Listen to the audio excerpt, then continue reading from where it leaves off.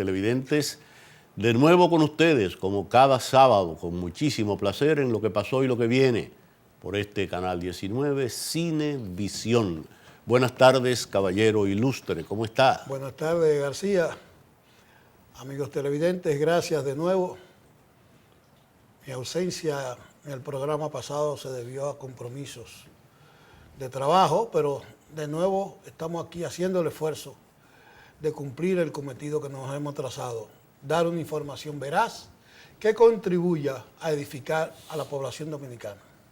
Exactamente. Mira, rápidamente tenemos que hablar necesariamente de las cosas más importantes que pasaron la semana pasada, ¿no? Desde el principio de esta semana. Y lo más importante fueron primero el discurso de renuncia y yo diría que de catarsis, porque eso fue como lo que hizo, una catarsis de Leonel Fernández del PLD, donde dijo muchísimas cosas, afirmó que el gobierno es rencoroso, vengativo y que acosa y silencia voces, y llamó casta a los miembros de la OTAN en el comité político. Y también informó entonces que la fuerza del pueblo, que ya lo habíamos comentado nosotros la semana pasada y desde antes, que esa era simple y sencillamente el futuro que tenía Leonel Fernández, y eso desde el principio. Todo lo que se habló, pero el proyecto estaba dado y hecho, y así mismo apareció. Hubo problemas con el fundador, creo, ¿no?, del PTD, que dijo que no le pidieron permiso y que ese era como su hijo, pero eso se quedó así. También alguien intentó que no era válido el nombre porque así se llamaba otra cosa, pero así se quedó. Pues entonces Danilo Medina reaccionó y también hizo un discurso contundente, aplaudido, criticado, que si son chismes, que si no, que los dos son chismosos. No, bueno, yo creo que simple y sencillamente eso tenía que pasar, eso tenía que venir. Y Danilo ahí afirmó que vamos a ganar de nuevo estas elecciones. Gonzalo Castillo va a ganar la presidencia, que no tengan la menor duda. Y ellos es para afuera que van, utilizando el eslogan del otro, ¿no? ¿Verdad que sí? Pero bueno, eso pasó, las conversaciones se han sucedido acerca de eso, pero nosotros no tenemos tanto tiempo como para no perderlo en eso, pero ya se han dicho muchas cosas y nosotros no vamos a hablar mucho de eso. Hay cositas que han aparecido también, como que se está formando una alianza entre fuerzas de la oposición, un acuerdo de fuerzas para ganar las elecciones al PLD. Entre esos se dice que está el PRM, el Partido Reformista y por supuesto la Fuerza Nacional Progresista, el Quisqueyano Demócrata y claro, la nueva fuerza de Leonel Fernández, que es la Fuerza del Pueblo, lo que era antes el PTD, y algunos otros están en eso, están por eso, por despojar al PLD. Claro, Leonel afirma por su parte que difícilmente se va a poder desplazar al PLD del poder porque ellos tienen el control de las masas y el control y además un ejercicio de gobierno extraordinario. Y en todas las encuestas el PLD como partido ha salido victorioso. Bueno, así están las cosas. Después también vinieron las renuncias de gente de Leonel, del PLD, que renunciaron 38 por aquí, 40 por allá, que no sé cuánto, que Margarita dice que lo está pensando, que lo está consultando con el señor. Nadie sabe todavía qué va a suceder. Pero eso es normal, esas son las cosas que normalmente suceden cuando pasan estas cosas. Lo hemos visto en todas las excisiones de los partidos anteriores. Lo vimos en el PRD, lo vimos en el Reformista, que más nunca han logrado recomponerse. Por eso mucha gente dice que el techo del candidato presidencial del PLD bajará notablemente y categorizan que habrá una segunda vuelta en las próximas elecciones del 2020. Inclusive lo dijo recientemente Felucho Jiménez cuando se reunieron.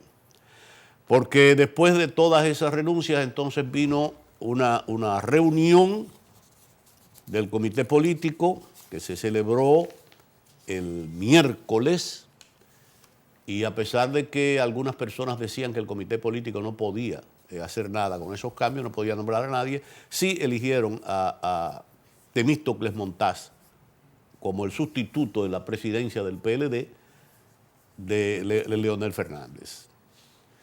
También decidieron que Julio César Valentín y Rafael Méndez sean los representantes en la COPAL. Eso se discutió también, esa es la Conferencia de Partidos Políticos de América Latina, que se discutió cuál era la representación que iban a elegir, y eligieron esa.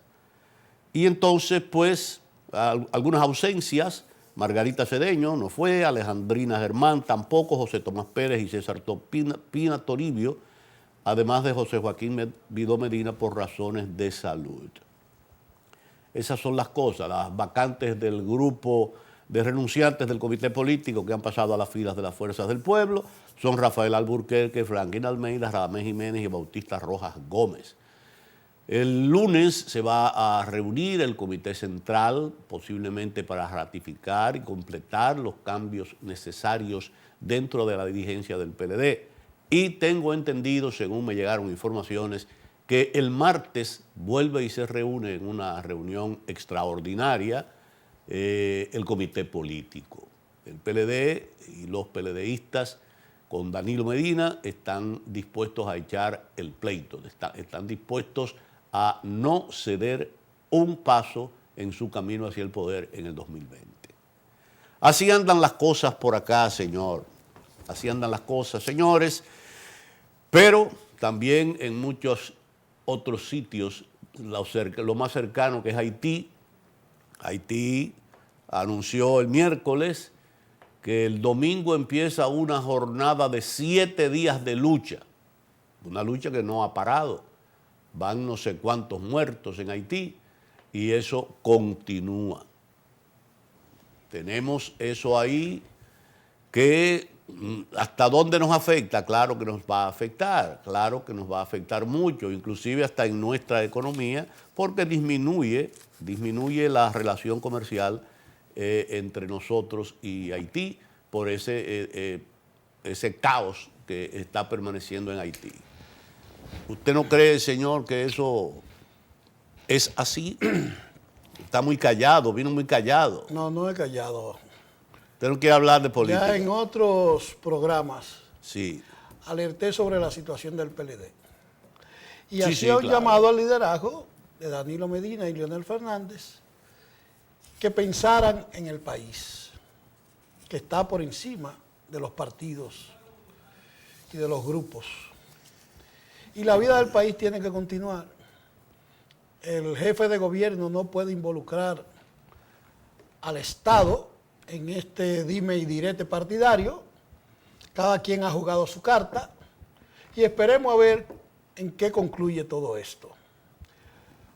Lo que concierne a Haití y a otros países latinoamericanos, Sí, tenemos que tocar a Chile, porque Debemos- Chile es un caso interesante. debemos estar muy pendientes porque a pesar de que estamos en una isla y hay el criterio que el que vive en una isla vive aislado porque cree que lo único que existe en su entorno es la misma isla, debemos estar pendientes de esta situación que está convulsionando a América Latina, Correcto. sobre todo a América, porque nosotros somos parte del continente americano. Y lo que está sucediendo en Ecuador, en Bolivia, nuestro vecino Haití, Chile, hubo grandes manifestaciones en Barcelona, España, fruto de los que el ala independentista entiende que ellos deben descentralizarse de lo que es España como tal, porque ellos dicen que España es la península y que ellos son como País Vasco a quienes le corresponden realmente la identidad. Entonces, todo este movimiento, la acusación que se está haciendo en el Congreso norteamericano por parte de los demócratas contra el presidente Trump la situación con los chinos y los acuerdos, que aquí hay pocos analistas que le establecen a la gente cómo esa política internacional y esos movimientos internacionales convulsivos se reflejan, porque nosotros somos dependientes de países, sobre todo de Norteamérica. Y lo que es una tos, una gripe. A nosotros nos afecta, nosotros estamos como está el mundo, globalizado. Por eso mismo. Porque como nosotros somos un importante polo turístico en esta área, a nosotros nos visitan de todas partes del mundo. Y eso para nosotros es importante. Sí, pero y es dinero. Nos han hecho creer que teníamos el ingenio más grande del mundo. Ah, sí. Dicen, estamos en tal y el lugar y somos el más conocido en el mundo. Nada de eso es que somos más conocidos o menos conocidos. Tú acabas de mencionar lo del turismo. Hay una situación con el turismo en República Dominicana que ha descendido en un 20 y tanto % la visita de turistas. Hay una situación con el dólar. El dólar se ha disparado, está a 53 pesos por dólar. Y todo eso está ahí solapado porque mediáticamente lo que hay es el circo del PLD. No vamos a atender a lo que le pasa al país, porque el país, con o sin PLD, va a continuar viviendo y tiene que continuar viviendo, porque aquí habemos alrededor de 10 millones de habitantes, que no todos somos militantes partidarios, o somos una gran cantidad partidaria, pero hay la mayoría del pueblo dominicano no milita en partido. Yo no puedo afirmar tan categóricamente como tú lo dices, el circo del PLD.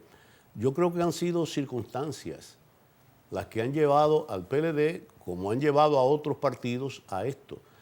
Que yo voy a profundizar que si son egos encontrados, que si son dos gallos en el mismo gallinero, que no, yo no voy a profundizar en nada de eso, pero simple y sencillamente tampoco creo que el PLD y sus miembros, incluidos los dos en pugna, bueno, cuando eran los dos miembros, hayan hecho esto como para, de maldad, ¿no? Como para molestar al pueblo y para desestabilizar el país.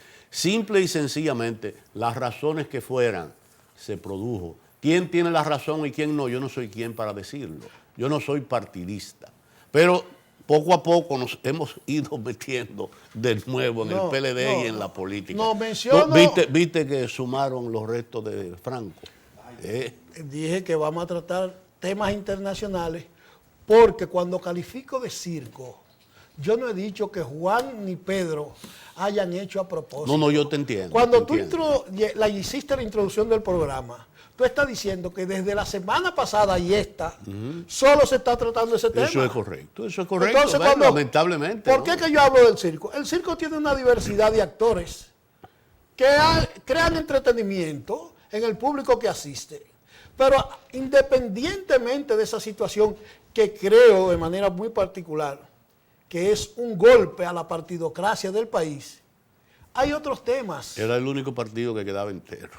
Por eso te digo, es un golpe a la partidocracia y en una llamada democracia que yo, Julio César Arias, no creo que aquí hay ninguna democracia, porque las debilidades donde esto se sostiene, donde no hay institucionalidad, donde Juan García iba en su vehículo y vino un delincuente y se lo quemó, y Juan García apela a la justicia y la justicia se hace la ciega, entonces aquí no puede haber una democracia real. Lo que existe como democracia en los países desarrollados, en Santo Domingo, es una moriqueta, una ilusión, porque vemos tantos casos que se dan que tú dices, pero es imposible en el siglo XXI que un país sufra tantas cosas y no aparezca la mano de la justicia. Entonces, tú mencionas lo de Franco. Esa es una noticia sumamente importante, porque nosotros tenemos aquí un problema con la iglesia, que es el llamado concordato, y Franco estaba sepultado en el lugar que los españoles decían que no era posible porque Franco fue un dictador. Entonces aquí el concordato con la Iglesia Católica le da una primacía a la Iglesia Católica por encima de las demás iglesias. Así es. Mira, y fíjate, hay unos datos interesantes en eso, en esa operación, ¿no?, de exhumación. Primero que un dominicano fue el director operativo de la exhumación. Porque tiene una cadena de eso fue el jueves. Funerarias. Y sí, su nombre es Asdrúbal Humberto Sepúlveda Giudice, quien nació el 20 de marzo de 1981 en San Pedro de Macorís, al este de la República Dominicana, y emigró a España a los 17 años. Sí, el tipo es está español. involucrado en ese negocio. Y otro aspecto que se destacó en esta actividad fue que durante los trabajos en los que hubo que usar sierras radiales para cortar losas adyacentes y luego colocar gatos hidráulicos para levantar la pesada lápida, una nieta de Franco llamó profanadores a los funcionarios presentes, la ministra de Justicia, Dolores Delgado, y los altos cargos del Ministerio de la Presidencia. Después, mientras proseguía la operación, exclamó, oye esto, que la maldición de desenterrar a un muerto caiga sobre vosotros. ¿Y cuántos muertos no fueron desenterrados que jugaron papeles estelares en favor de sus países? Los funcionarios no respondieron ninguno a eso. No, porque es una provocación. O sea, la nieta sangra por su herida, no queriendo reconocer que Francisco Franco tronchó la vida de España. Y entonces hay otra cosa que ya como último dato curioso o especial. No, donde deben estar los dos juntos. Fue enterrado en un panteón cerrado y ya no podrá recibir homenajes públicos. Y fue enterrado muy cerca de su amigo, el generalísimo doctor Rafael Leonidas Trujillo. Su consorte, dictador en el Caribe, sepultó a República Dominicana y yo creo que ahora sí están cerca los dos. Bueno. No solo ahí, sino allá. Para lo que entienden que hay el allá, los dos van a arder allá. Porque sus pecados no pueden ser eliminados, ni Dios va a tener piedad de dos seres humanos que mataron miles y miles y miles de seres humanos solo porque discrepaban de ellos. Eternamente Franco y Trujillo manténganse juntos para que jamás puedan volver al paraíso terrenal. Bien, vamos a la pausa y cuando retornemos vamos a enfocar un poquito el caso de Chile.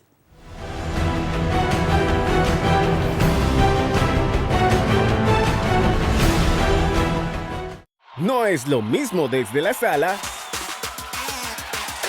que desde las gradas. Acércate más al juego con un 25% de descuento en entradas de la LNB, pagando con tus tarjetas Banreservas.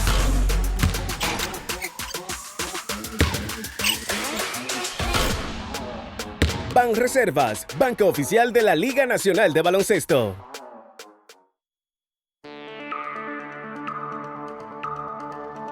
Somos la empresa de transmisión eléctrica dominicana, ETED. Por nuestras líneas van cargas eléctricas a 345, 138 y 69.000 voltios. Esto es alto voltaje. Cada vez que un ser humano hace contacto con estas líneas, hay riesgo de muerte o lesiones graves. Por eso, evite hacer trabajos y que los niños vuelen chichiguas cerca o debajo de las líneas. Puede ser fatal. Preservemos nuestra vida. Empresa de Transmisión Eléctrica Dominicana, ETED, uniendo el país con energía.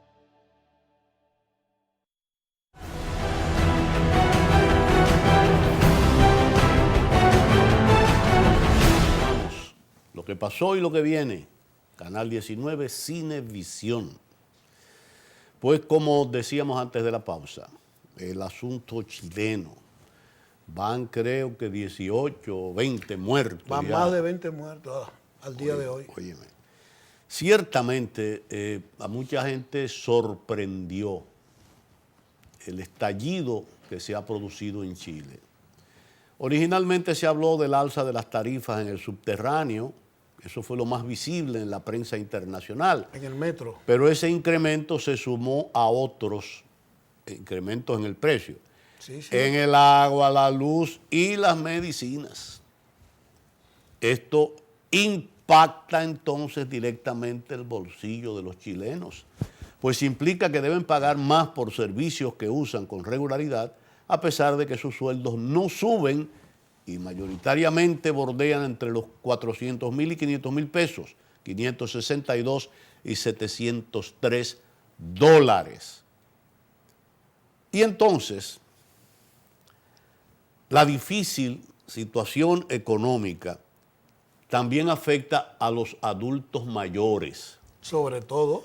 que pertenecen al sector más pobre de los chilenos. Exactamente. Y por no cotizar para su vejez, porque no estaba establecido, no sé cuánto, Y no. entonces reciben una pensión solidaria de unos 110.000 pesos, son 159 dólares. Un 11% de los chilenos son adultos mayores. Y según el organismo estatal de estadísticas, en el 2050, 1 de cada 4 chilenos pertenecerá a ese grupo. A los adultos mayores. Exactamente. Además, ¿cómo pueden cotizar, Juan? Cuando a ti te tiran como si fuera un trasto viejo a un zafacón. Así es. Porque ya tú tienes 60 años, 65. Así es, así es. Entonces, y fíjate un dato interesante.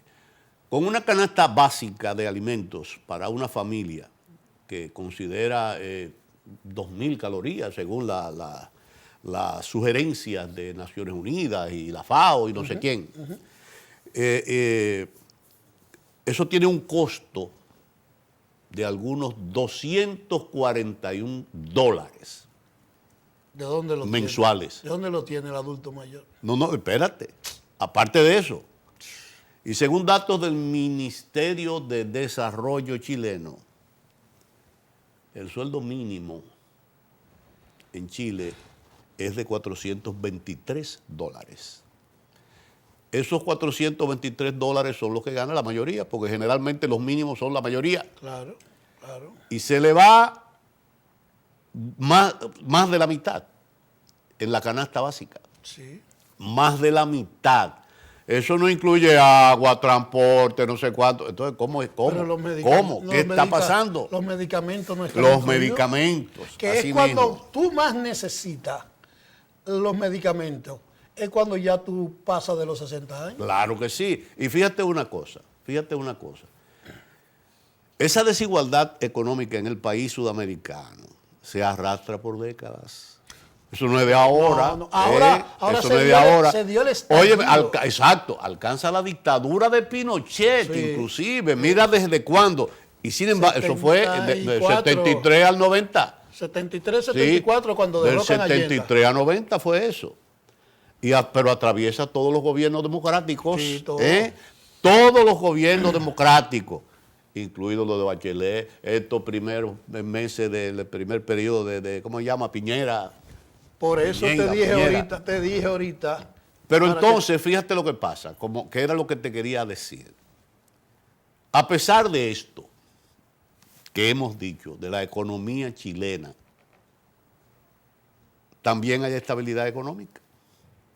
Bueno, La inflación en septiembre fue 0%. Y la acumulada en lo que va del año, 2%. Ahora bien, ¿cómo no se refleja en eso? Son magos económicos. no, García. Son magos. ¿Quién es que maneja el gran capital? Lo que tú dijiste que son mayoría Es cierto. o la cúpula, pero que no solo Chile. Yo quiero que extrapolemos esa situación a lo que pasa. Estamos creciendo hace 20 años en la economía dominicana. Así es, así mismo es. ¿Y el crecimiento dónde se manifiesta? Sí, es solamente en una parte. En de la Juan población. García, en Julio César, en César, en y Humberto. ahí precisamente quería llegar. Ahí quería llegar. En el campo Mira, dominicano, en el nunca barrio. se habían visto manifestaciones como esa en Chile. No. Ni siquiera contra la protesta de la dictadura, que eran reprimidas por los guardias, como lo están siendo reprimidos ahora, que la Ahora. guardia, ya no son los carabineros, tiraron la guardia a la calle. Porque sigue siendo el mismo ejército. Indudablemente que sí. Ahora, se me ocurre decirte una cosa. En nuestra historia latinoamericana se dan estos casos extraños. Te repito, Chile con una aparente estabilidad económica, Chile en los ejemplos, y copiamos el modelo chileno y vamos a copiar el modelo chileno hasta que esa olla o hasta que esa tuerca que le estaban apretando y apretando y apretando se corrió. Porque te indica que no debemos estar con recetas ajenas también. Exactamente. Ahora bien, ¿de qué recordé yo? Yo lo que quiero significar, amables televidentes, es que Chile para todos nosotros, desde hace un tiempo, sobre todo después de... Es más, hasta muchos alaban la dictadura de Pinochet, que Pinochet fue que sacó y estabilizó la economía chilena y no sé cuánto. Mucha gente dice eso también. Porque son dictadores. Y después, todos los presidentes que han pasado con altas y bajas y no sé qué, pero Chile ha sido un ejemplo para todos nosotros. Y de repente sucede esto. Y de repente no vemos diferencia entre una fílmica, entre de las protestas en el país más pobre del mundo, o uno de los países más pobres del mundo, posiblemente el más pobre del área, que es Haití. No. Se estima que es el más pobre. Bueno, cómo protestan, como están acostumbrados a protestar, como están acostumbrados a protestar. Este es Chile. Sí, ya tú no diferencias entre No, Chile, tú tienes que mirar muy bien a por ver eso, si Chile o es Haití. Y le iba a pedir al productor entonces que nos ponga Haití. Claro, para que el televidente vea. Es la misma cosa. Entonces tú dices, pero ¿y qué pasó? ¿Y qué es esto? Y la gente se pregunta, ¿verdad? Sí. Pero sin embargo, repito, en la historia latinoamericana, yo voy a poner un ejemplo de algo que pasó, no similar, pero sí similar, aunque parezca un disparate. Mi generación, tu generación, la generación de que no somos tan viejos, vivimos en una época un famoso socialismo mexicano. Sí. Que México era un país socialista y que en México todo estaba perfectamente bien. La panacea. Y el país socialista México, el socialismo mexicano, Sí. y todos creíamos en eso. Sin embargo, ¿qué realmente pasaba en México? Eso era hacia afuera, como estaba pasando en Chile. Hacia afuera estaba la estabilidad, todo está chulísticamente hablando, todo está fabuloso, todo está muy bien, pero hacia adentro es todo lo contrario. En México era igual, exportaba ese mentiroso socialismo, porque no era verdad que había ningún socialismo, era todo lo contrario. Ni los inditos, los pobres, ni los inditos mexicanos recibían beneficios, solo recibía beneficios un partido que se llamó el PRI, que gobernó por no sé cuántos años. 72 años. Y hundió a México donde México está hoy, porque los que manejan los cárteles de droga en México, que son un poder tan fuerte que pueden tumbarle el pulso al presidente y hacer que el presidente suelte, excarcele a uno de los capos más buscados, el hijo del Chapo Guzmán. Lo agarran y empiezan todos ellos a tirar tiros por todas partes y hay que soltarlo.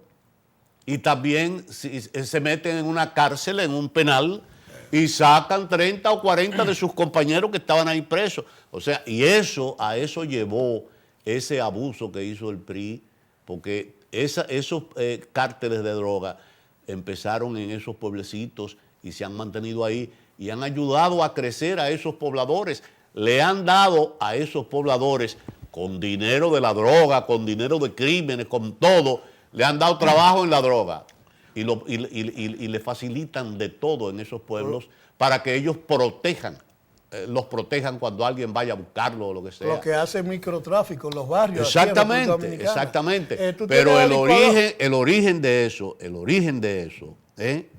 fue precisamente ese allante. Eso fue un allante de que el país socialista y el PRI, todo se repite. Óyeme, yo recuerdo, no me acuerdo el nombre, pero recuerdo a un presidente mexicano de los últimos tiempos del PRI. Bueno, de los últimos no, pasaron muchísimo después. Que construyó una supercarretera con los cuartos del gobierno. pero una super carretera. ¿Quién cobraba el peaje? Él para su bolsillo.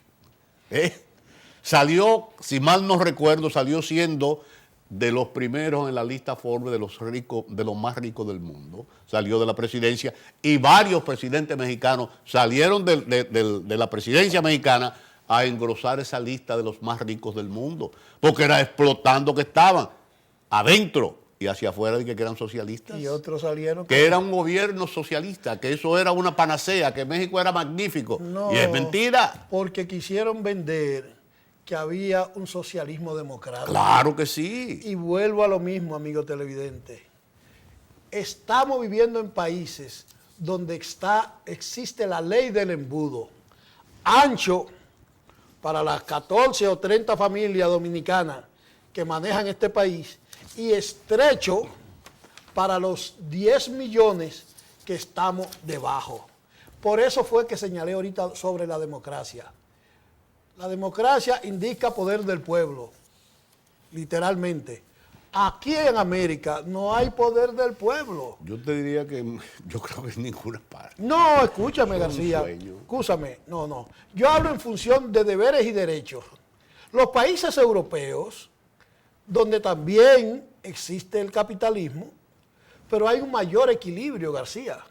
O sea, en Finlandia, Suecia, prácticamente tú pagas el 80% de tu salario en impuestos y tú te mantienes con un 20%, porque tú tienes todos los servicios garantizados. Y cuando tú ya no sigues trabajando, tú te vas a tu casa, no a un asilo, y tú sigues viviendo con las comodidades que Sí, requiere, eso es cierto, que eso es requiere cierto. el ser humano. Eso es cierto, pero yo, más que democracia, porque si nos vamos a la etimología de la palabra, es el gobierno del pueblo. Pero de ahí es que Pero estoy esos partiendo. son gobiernos para el pueblo. Sí, sí, estoy partiendo de... No es el pueblo, porque la gente se confunde. Y desde el principio, ¿quién era pueblo? ¿Dónde se hizo dónde se creó la democracia? En el Partenón de Atenas. En la antigua Grecia. Estaban ahí, mira, paseando con su batola, todos esos viejos. Y uno dijo, vamos a crear algo hoy. Y crearon la democracia. Y que el gobierno del pueblo, demos, vaya, que sé yo, pueblo y gracia, poder, o qué sé yo, gobierno. Sí, el poder de ¿Quién era el pueblo? Ellos eran el pueblo. No. Ellos eran la casta gobernante. Siempre ha ¿Quiénes sido. eran el pueblo en aquella época? ¿Cómo lo Todos decían? los ¿Cómo lo decían? plebeyos. Los plebeyos. Los plebeyos alguna vez subieron... No, para lograr conquistar derechos entonces. pasaron siglos. Óyeme. O sea, igual que lo que pasó con los esclavos, Sí. entonces después vinieron los trabajadores y ha sido en lucha constante que la humanidad ha ido desarrollándose poco a poco. Pero lo que sucede cuando tú señalas lo de México y lo de República Dominicana y lo de Haití, es lo grotesco que se da entre una casta social. Por ejemplo, tú conoces a Punta Cana, y cuando tú entras a Punta Cana y a Bávaro, y tú vuelves y regresas entrando por el puente Duarte o el puente Bosch, tú dices, pero yo estoy ahora en una selva. Y eso que ha mejorado. Antes era mucho peor. Vamos a los años 70. No, eso cuando era- tú entrabas de ese eso era un aeropuerto, impacto. de ese aeropuerto tú entrabas a la capital, Sí. y tú podías venir hasta de Puerto Rico, y tú decías, ¿y dónde llegué ahora? Sí, a Macondo. ¿Tú entiendes? O sea, por las diferencias que hay en repartir lo que se produce, es que Chile revienta ahora, como tú dices. es, así O sea, es. Chile era el modelo quizá para muchos países latinoamericanos. Y no solo Chile, acuérdate de Argentina. Y los argentinos han llegado a buscar comida en los zafacones, amigos televidentes. Claro que sí. Fruto eso del mismo es. desorden que su clase política que lo ha Gobernante, dirigido, Su clase gobernante. su política. clase gobernante, lo ha llevado a situaciones que usted dice, eso es insólito. Así es. O sea, ¿cómo es que después que yo tengo la bicicleta, voy a volver al burro?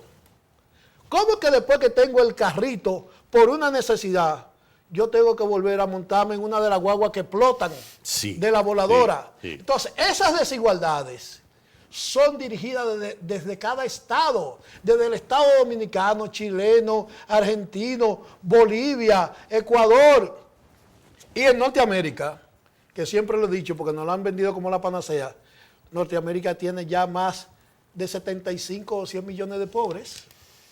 Sí, la pobreza existe en todas partes del mundo. Tú me dirás, pero el pobre de allá y el de aquí. No. Mira. Estamos hablando en términos económicos. Pobreza es pobreza. Eso que tú dices, cuando citas esos países nórdicos, sobre todo citaste, sí, la mayoría de esos gobiernos se preocupan por todos sus gobernados. Su población. Se preocupan. La diferencia entre Latinoamérica e inclusive el mismo Estados Unidos Sí, es que no se preocupan mucho. No. La casta sí, hay social más poderosa. derechos, hay más que sé yo qué. Sí, posiblemente sí, pero no hay esa preocupación. Por ejemplo, yo recuerdo hace muchos años, conocí a un holandés que se casó con una dominicana. El holandés estaba trabajando aquí bajo un contrato, creo que era ingeniero de algo, no recuerdo bien. Y se terminó su contrato. Él se había casado ya con su novia dominicana. Y entonces, pues, trató de conseguir otro empleo aquí. Era una época de esos 90 peligrosos, ¿no? No consiguió y le dijo a ella, no, vamos. Tenían un hijo ya. No, vámonos para Holanda. Dice, Claro. pero ven acá, yo en Holanda. No, tú puedes, vamos, no te preocupes, déjame eso a mí. Sí, allá te resolvemos. En el aeropuerto, cuando llegaron, fueron a un departamento donde se identificó, presentó a su esposa, que no era holandesa, dominicana, mira el acta de matrimonio. Una especie de registro. Ok. Porque es un derecho consagrado que tú lo tienes. ¿Usted qué es? Ingeniero. Muy bien. Ingeniero en tal cosa. Muy bien. ¿Y ella qué podría hacer? Bueno, ella podría dar quizás clases de español, porque ella es profesional y sabe de eso. Muy bien, está bien.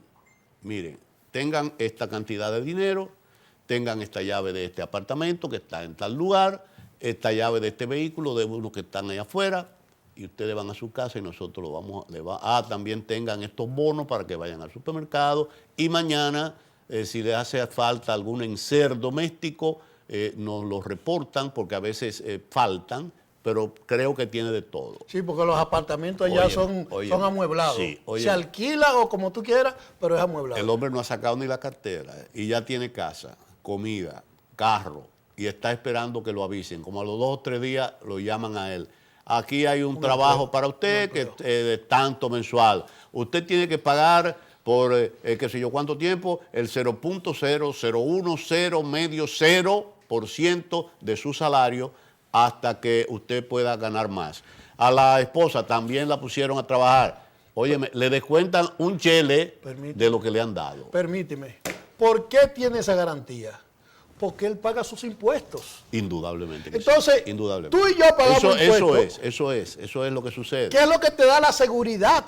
Muchas veces, y eso lo ha dicho algunas personas, a nuestros gobiernos no les importa en lo absoluto que la gente pague impuestos. No. Pero a ningún nivel. No es que los pobres no paguen la luz, no es que los millonarios tampoco paguen impuestos, y hay evasión y hay todo.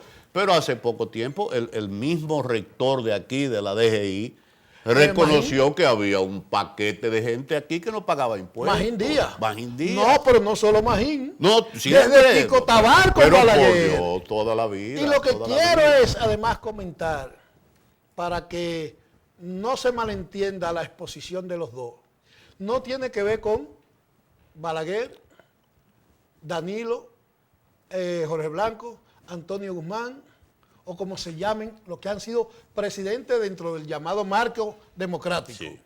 Es el sistema que no funciona. Es el sistema. O sea, usted, amigo televidente, sea dama o señor, gracias por su audiencia.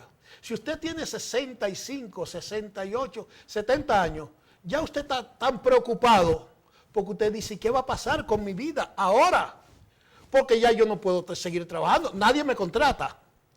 Cuando usted tiene ya 40, ahora el sector privado dice, no, yo quiero entre 18 y 30 años, porque en 12 años ellos los revientan y le sacan todo el jugo que necesitan.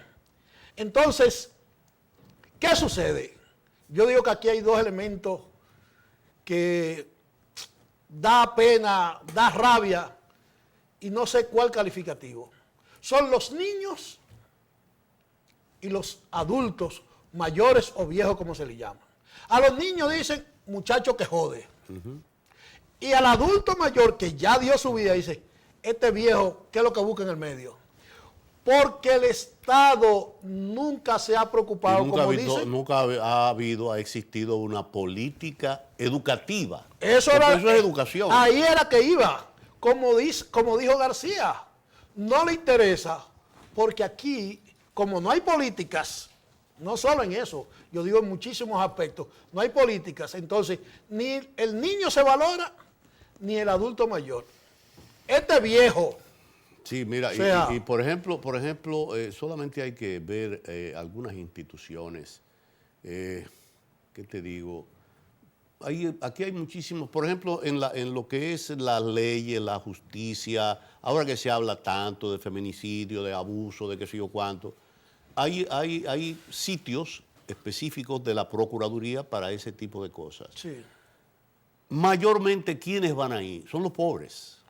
Porque son los afectados. Son los pobres. La casta, tú no han conocido, no es que no se hayan producido. Claro que sí. Pero no se conocen. No, igual que los abortos de los hijos, la hija de la casta. Claro, eso tiene que ver mucho con la educación, con la preparación intelectual, que no es lo mismo un tipo que no tenga ningún sentido en su vida, que tenga un problema en su casa y pueda cometer, no asesinato, pero un abuso contra su pareja, ¿no?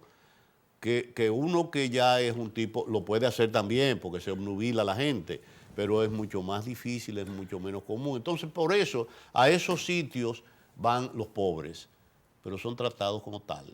Porque ese mecanismo lo ha creado el Estado. Escúchame, yo he aprendido algo siempre en este país desde hace mucho tiempo. Tú sabes que aquí hay tiendas grandes.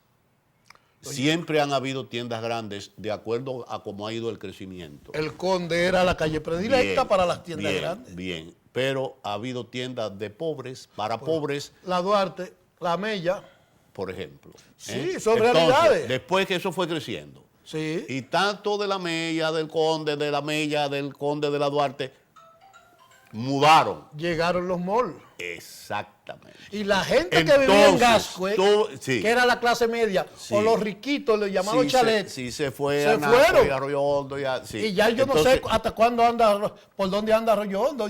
No sé si es 12, 13, 14. Bueno, el caso es que tú compras en una tienda de pobre, vamos a suponer un par de zapatos para tu hijo. Se lo mide muy bien, perfecto. Y cuando llega a la casa, el muchachito dice que le molesta una cosita. Que le aprieta. ¿Ve a cambiarlo? No. Tienes que, caes hasta preso. No. Ahora, si tú lo compras en la tienda, en esa misma tienda, pero la que está en el lugar de los ricos. En el mall. Mire, sí, señor, no hay problema. Te lo quitan de la mano. En la factura te dice 30 días para cambio, o 15 o 20. A los pobres no le dan ni factura. Que no. Vamos a una pausa y retornamos.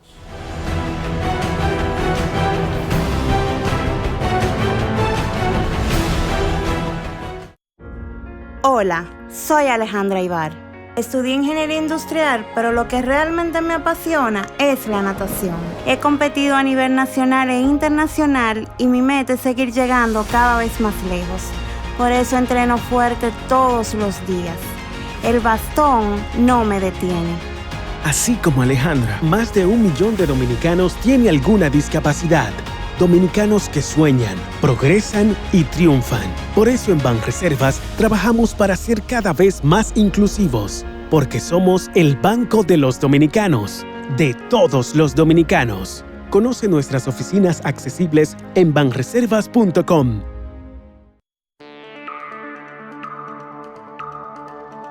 Somos la empresa de transmisión eléctrica dominicana, ETED. Por nuestras líneas van cargas eléctricas a 345, 138 y 69.000 voltios. Esto es alto voltaje. Cada vez que un ser humano hace contacto con estas líneas, hay riesgo de muerte o lesiones graves. Por eso, evite hacer trabajos y que los niños vuelen chichiguas cerca o debajo de las líneas. Puede ser fatal. Preservemos nuestra vida. Empresa de Transmisión Eléctrica Dominicana, ETED, uniendo el país con energía.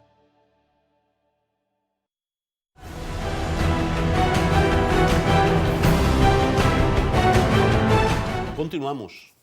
Ya en estos minutos finales queremos hacer hincapié en el 78 aniversario del Banco de Reservas y muchas cosas que han salido a la luz pública, muchas cosas que uno o la mayoría de las personas desconocía.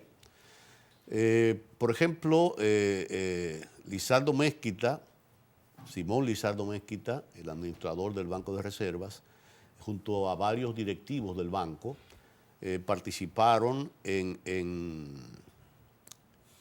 el almuerzo semanal del grupo de comunicaciones Corripio. Ahí lo tenemos en pantalla. Y ahí precisamente se habló de la transformación digital, que es uno de los principales retos que enfrenta el Banco de Reservas, que celebró su 78 aniversario. Esto pese a las múltiples acciones que realiza en procura de la invocación y actualización que lo conecta con un público más joven. Y este no es el único desafío, pero sí uno de los más apremiantes, pues la demanda de los nuevos clientes incluye, y cito, desde querer tener el banco en su casa hasta tenerlo en el teléfono celular, desde cualquier lugar donde estén. Eso lo señaló precisamente el señor administrador general del Banco de Reservas, Simón Lizardo Mezquita, en ese almuerzo semanal del grupo de comunicaciones Corripio. Y él agregó algo que me gustó mucho. Los servicios financieros ofertados por Banreservas tienen un mercado millennials muy exigente. Por tal razón, hemos ido transformando de manera paulatina la base tecnológica, innovando los equipos y el sistema operativo para poder atender con alta calidad de servicio a nuestros clientes y de esta manera ser parte del cambio. Un organismo como un banco que se quede detrás fracasa. No, si se quedó rezagado. Y precisamente ese desafío lleva a la constante capacitación del personal que necesita estar actualizado para brindar un buen servicio. Son más de 3 millones los clientes del Banco de Reservas, sí, una gran cantidad de la población. No, además, y fíjate, yo he tenido experiencias con algunos bancos donde el personal no está capacitado. Bueno, porque y me dicen que mira, que por aquí tú puedes averiguar, y cuando yo trato, no puedo, porque no me dejan entrar en la plataforma, porque a lo mejor está mal hecha o lo que sea. Y cuando voy, me ha pasado, me ha pasado. Cuando voy, simple y sencillamente,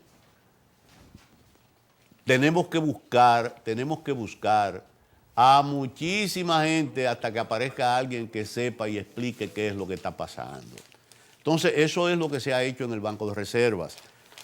Facilitar, darle confianza a esos consumidores del Banco de Reserva, capacitando al personal para que pueda dar un excelente servicio. Y todo eso ha sido posible, dijo Simón Lizardo, gracias a las acciones intencionales del gobierno dominicano y a la autoridad monetaria financiera para que toda entidad esté protegida de la suplantación de identidades y la falsificación de medios de pago. Luego de esto, vino pero déjame decir esta nota al final ya, que vino entonces luego de esto una misa en la celebración.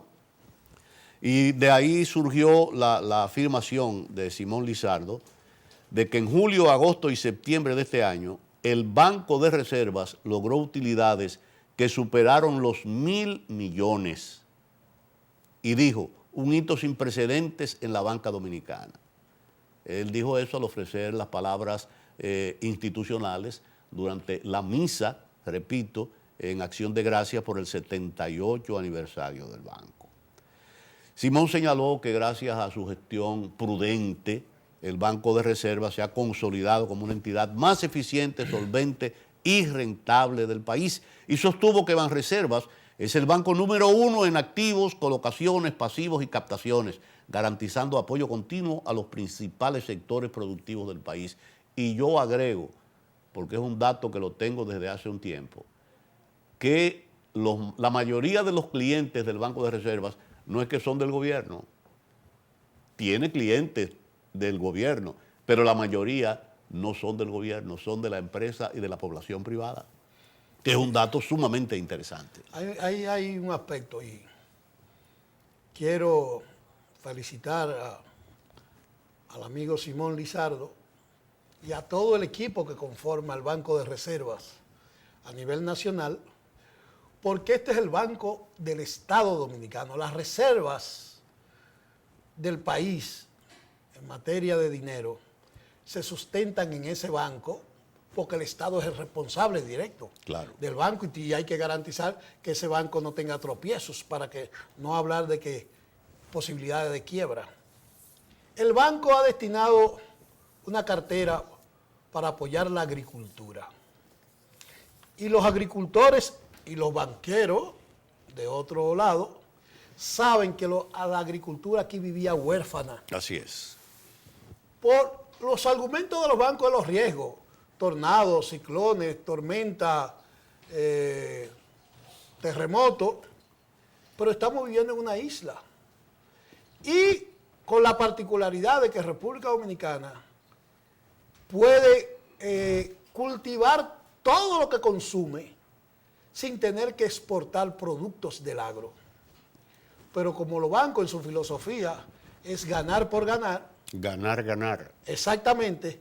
Los gobiernos últimos que ha tenido el país han entendido que al Banco de Reservas, igual que el Banco Agrícola, correcto, que de manera directa ha hecho un trabajo extraordinario. De manera directa, quien se ocupa del campo, hay que facilitarles fondos, hay que crear políticas para que el hombre del campo pueda sembrar y que esas cosechas, los dominicanos, podamos obtenerle en los mercados a precios módicos, aunque muchas veces, como el caso ahora concreto del plátano, parte de lo que ha sido la sequía y otros elementos, el precio ha subido, pero ha habido un deseo de que la gente pueda tener facilidades para sembrar. Y eso, hasta donde yo conozco, solo lo ha hecho el Banco de Reservas de la República Dominicana.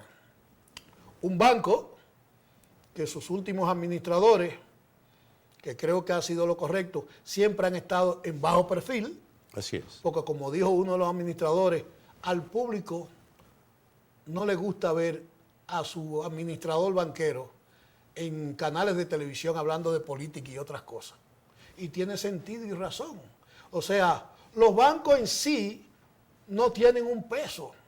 El banco se inicia con el respaldo del Estado Dominicano y con lo que se atrevieron desde el principio a depositar sus ahorros. Así es. Felicidades de nuevo al Banco de Reserva. Así es. Simón Lizardo, todo el equipo que te acompaña en esta misión y esperamos que los frutos sigan creciendo. Así mismo es. Esos son nuestros deseos. Bien, no tenemos más tiempo. Nos vamos hasta el próximo sábado, donde nos volveremos a juntar aquí en Cinevisión Canal 19 en Lo que pasó y lo que viene. Buenas tardes.